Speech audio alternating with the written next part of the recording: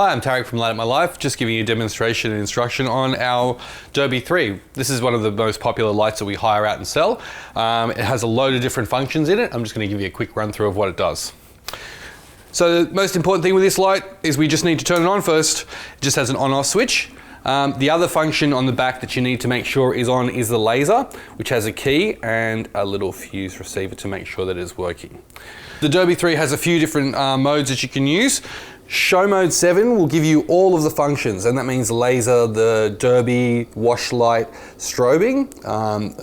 If we go down in the functions, what it does is it just reduces down to just one function, which is just the moonflower, and then as we add them, it'll add in more functions until we've got them all. A few other things to know about this light, you can actually change it into sound mode. Now, if we go into sound mode, you can see sound mode is turned off. We turn that on. We go back to show 7. Now the light is now reacting in sound mode. So as it hears a sound, what will happen is it will change through its functions. You notice that it's changing laser colors, and then it will change into wash as well, and combinations of all of those functions together.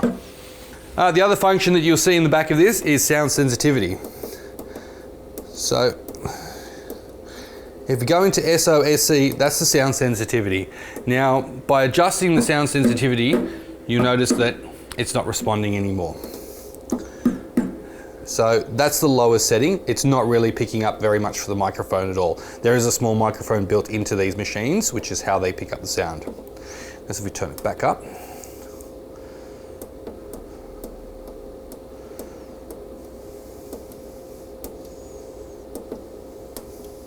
Sound mode is on.